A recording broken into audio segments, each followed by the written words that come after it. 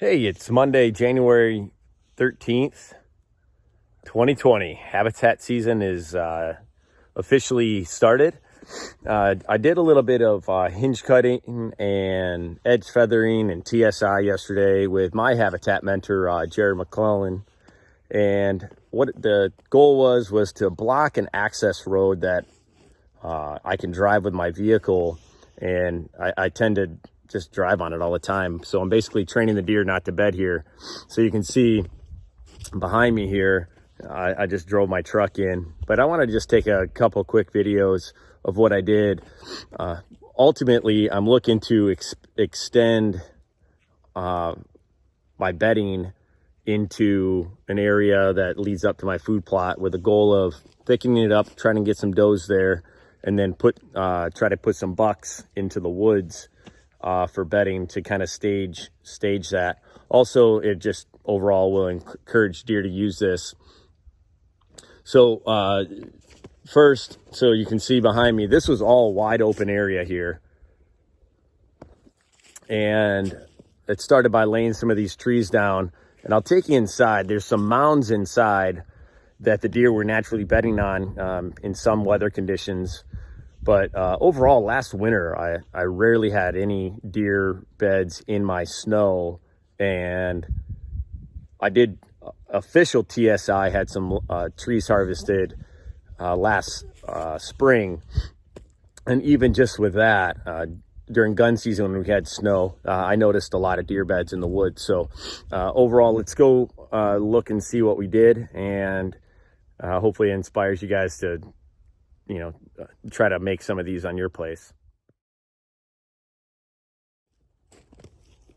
So I'm standing a little bit further up this road where it makes the bend and heads west. And you can see I blocked the road, so now I can no longer get my truck through. That's more of to keep me honest and keep me out of this. And then also, so behind me here, and you can see the corn in the background. That was my food plot. I'm extending this. I'm trying to extend what I'll show you here in a second out into this, where I'll be transplanting some trees on the property that are already here, some red cedars that are in areas I don't like. Also, the very controversial and very invasive autumn olive. I'll be pulling that out of the woods where I don't want them, and probably putting 6, 8, or 10 of them in this open area. And I'll be kind of going into where I have that corn now, but where I planted this switchgrass last year, actually this spring. This is year 1 of switch. The idea of this was just a visual screen, but I'll actually probably move it up a little bit higher to where that white pine is, and make a barrier to the food plot, a visual barrier. And the goal is to encourage deer to bed in here. There's already some really nice mature Norways and white pines throughout this area. As you can see, there's already an autumn olive growing right here underneath this Norway here. So this should eventually kind of create some good bedding area here. So behind me, this area you could see right through and walk through just about anywhere yesterday. Cutting access trails through some of these things, some of these areas. But I think ultimately, and there's some warm season grasses here already from a CRP program. I believe this property was in maybe 25 years ago, which is why we have all these Norways and the lovely autumn olive. They didn't spread from somewhere else. But as I walk in here, you can see this area that we could see right through is now really thick. So it provides that side cover and security cover that deer prefer in a bedding area. So this went from probably never having a deer bed in it right here in this immediate 10 yards until we get into the timber to, I believe it could potentially bed some does underneath a hinge cut like this with side cover.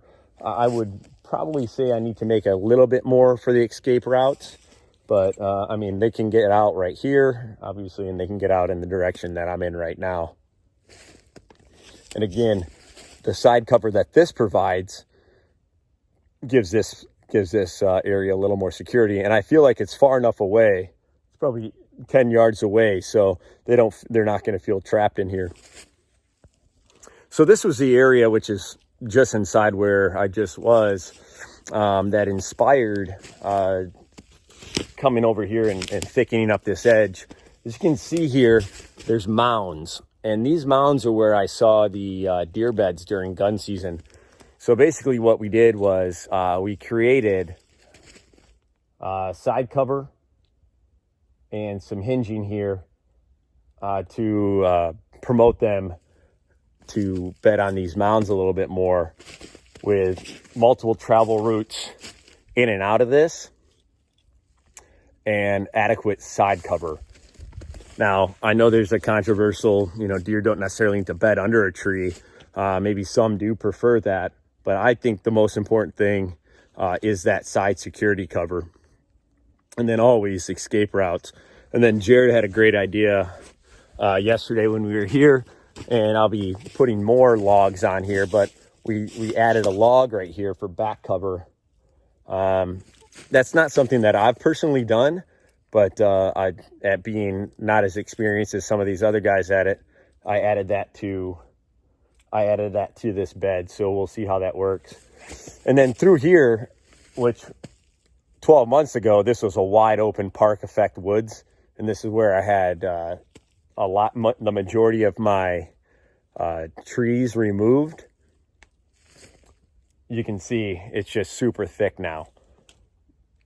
But right here is my intended travel corridor for bucks. So we'll see how that works. I did have some deer travel on that this year. I made it a little bit better yesterday, and hinged some more trees to make it a more defined trail and for travel. So hopefully this fall we'll see how that turns out. I'm going to take you to a couple more areas now.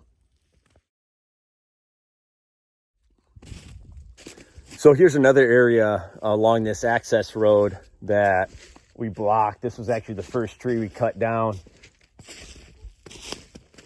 And you can see it was a relatively large tree. And this right here is not an optimal cut.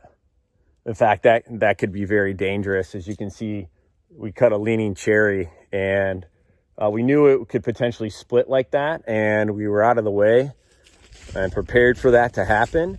But that's definitely something that you need to be very careful of when you're cutting these trees down.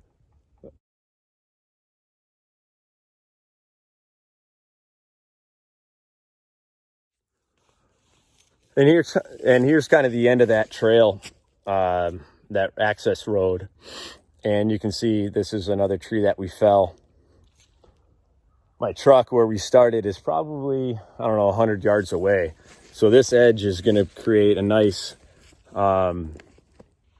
hopefully bedding area for deer to be closer to my food plot. So when they do get up at, an hour and a half before it gets dark, they'll be to my place sooner instead of bedding on my neighbor's, which has some really nice bedding. There's a few hundred acres next to me that's very low pressure on hunting as well. And so the deer tend to bed there and come to me. So the goal is to have them here a little sooner. And you can see we cut an access trail for them to get underneath this top. So they'll be able to work their way right through this top and go to a small food plot that I have right here. And another thing that we'll be doing is I'll be likely filling this up with some shrubs. Maybe throw a few autumn olives in here to make this some preferred doe bedding as well. And then on top of that, on the edge of this food plot, what I'm going to do is plant that in switchgrass, maybe 10, 15 feet wide, just enough for a visual screen so I can sneak into a kill stand that I have there on the right winds, and hopefully not bump anything out that's bedded in here. And I think with these Norways here should block me visually getting up into a stand, which it's tough to see, but it's in this opening. It's right around here. So with a 6-foot tall switchgrass. And as this thickens up, you can see I did put some switchgrass in here this spring. Not very prep ground, but frost seeding on switchgrass works really well.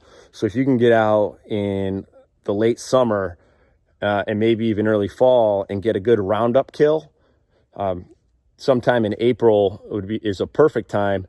Late March, early April to frost seed switchgrass. Just throw it on top of the ground before the frost comes out of the ground. And as frost comes out of the ground, is going to help work that seed into the soil for you. I've had really good success with frost seeding switchgrass out here. I do have sandy loam soil, so I don't know if that takes in to account for my success on frost seeding switchgrass. And finally, you can see I made a trail here. And as you walk into this, one of the things that kind of fell into my lap was just another area with some overhead cover and side cover. And there's a little bit more work to be done, but you can see here, this is a great bedding opportunity as well here on the edge of this woods. And obviously you can see here where the tops are cut of a tree stand. See one of these big oaks here. And that was actually put in here before my TSI, but I think it's going to serve as a really nice rut stand as well. Same thing, the neighbor's property is to the south here, which is big park effect woods, and I call it again the deer desert. So a northwest wind is optimal for this stand, as deer are going to funnel that dew bed on my neighbors through here. And trail camera surveys and really identifying that buck's preferred travel routes, I'll be able to intercept them before they make it here to check out all the ladies I'm trying to stage up on the edges of my food plots. And the food plots here are that small 1/4 acre green plot, which I did end up, I'm transitioning that into just a seclusion blend. There's, I don't know, in that 1/4 acre, I think I have 6 or 7 fruit trees in it. And that's a good staging plot for my main plot, which is it's going to be about just shy of 2 acres now, taking a little bit of that out. And this year I had that in a corn and soybeans mix, which attracted a lot of deer and overseeded brassica and cereal grains. Rye seemed to be my most successful for overseeding this year. The oats and winter wheat did come up a little bit, but they do need a little more seed to soil contact. And I didn't have excellent rain after I put those cereal grains down. But the rye is almost foolproof. I mean, I've had it growing on the wheel hub of the hubs of my 4-wheeler before, and in the bed of my truck. So rye has been an excellent cereal grain for me to overseed. So, well, that's the habitat improvements that we did this weekend, which was yesterday. And my body definitely feels it, running a chainsaw and hinge cutting and moving stuff around for the first time in a long time. I feel old today, but I'm definitely looking forward to running the saw, creating more of these TSIs, hinge cuts, creating travel corridors and bedding. And, so we'll stay tuned for the season on this. And hopefully this travel corridor here, I'll put a camera on it as we get more into deer season. One observation I did make as I'm walking around here, even with a little fresh powder that we got overnight, there are deer tracks all over in here. Probably they're seeing what I did, and obviously I just created the new Michigan bait pile, which are dropping some trees. They're in here hitting the tops of some of these maples and oaks that I dropped yesterday. So, all right, guys, we'll see ya.